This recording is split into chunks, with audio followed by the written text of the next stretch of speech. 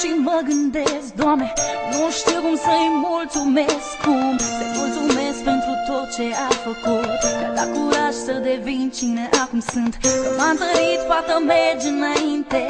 O să ai parte și de fapte, nu doar de cuvinte. Orice ar fi, voi fi aici mereu.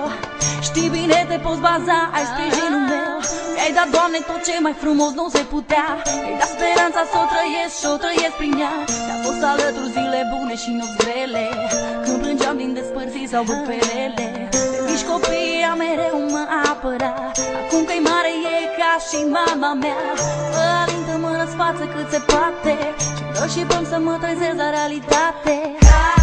Să te ridici, tot ce zici e răbdare. Plângi, te distrugi, vrei să fugi și te doare. Dai tot ce ai și ce n-ai, totuși pare că nu te descurci să le pui lumea la picioare. Acum văd a venit și rândul meu, am grijă de ea așa cum m-a făcut ea mereu. Și nu pot, Doamne, mâinile-mi sunt legate, nu pot să fac să o trezesc la realitate. Nu pot să spun că viața nu e nedreaptă.